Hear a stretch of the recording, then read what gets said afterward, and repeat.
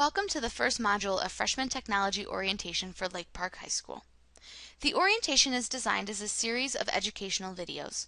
Keep in mind when you're watching educational videos that there are some things that you should be doing. First of all, if there is an assessment, you'll want to keep the assessment and the videos open at the same time. The best way to do that is to create two windows or more windows using the Restore Down button in the upper right-hand corner of your screens. You can move the windows to wherever you are comfortable working with them. Perhaps they are next to each other, or perhaps you prefer one above and one below. That's up to you. As you watch the videos, work on the assessments and follow along. These videos are designed to be concise and to the point. If you're following along and doing everything they ask, you may fall behind. Feel free to pause and rewind the videos as you need. If you're completing an assessment as part of this orientation, your goal is to complete the assessment with 80% accuracy. As you watch the modules, be sure to keep that goal in mind. One way to make sure you are set up for success at Lake Park is to take some time to get to know the technology tools that are available to you. There are 4 modules in this orientation. The first is using your physical technology resources. The second is how to access your files. The third is how to check your grades. And the fourth is how to access the wireless with your personal device.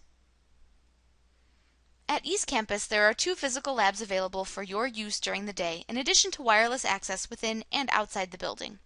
The computer lab, which is also called the Gen Lab, is located on the 2nd floor and has a total of 90 computers.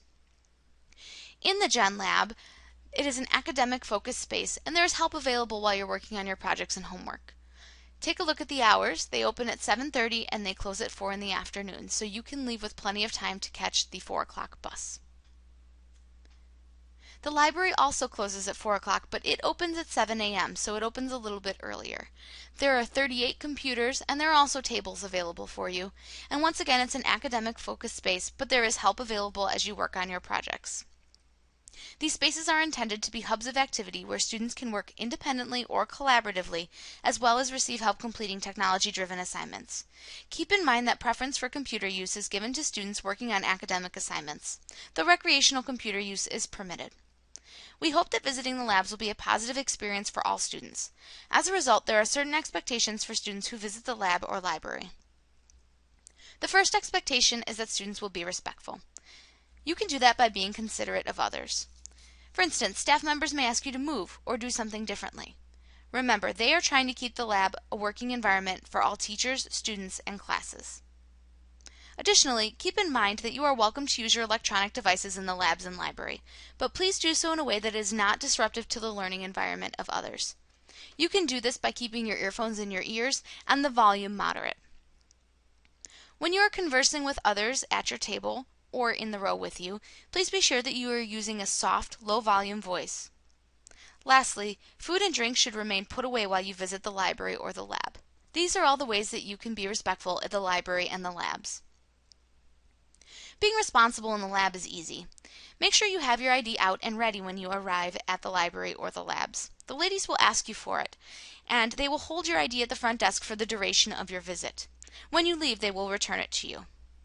You are responsible for scanning in for attendance in all of the common areas, such as the computer lab and the library. Keep in mind that teachers can and do check the scans in the lab, library, tutoring, and testing areas. If you have a pass to be in the library or lab, please present it to the staff upon arrival. You do not need a pass to visit during lunch, with your full class, or before or after school. In some cases, the lab or the library will be full, and the staff will ask you to please return to the class from which you came. Please make sure that you go directly back to class. The third expectation when you visit the lab or the library is that you will be safe. Make sure that when you are physically in the lab or the library that you are keeping the aisles clear and your bags tucked underneath your seats or table. Also, be sure to stay safe when you are in your virtual space. Keep your login and password private. Your assigned password grants access to your personal drive, which contains your work and files as well as your student achievement records and other personal information. You never know when someone with access to your password might use it to tamper with your files or information. Your best choice to remain safe is to keep your passwords private. Lastly, make sure you save your work in a safe place. USB drives, cloud drives, and your H drive are the best places to save your work. If you have a USB drive, one way to make sure it can be returned to you if it is lost is to name the drive with your last name.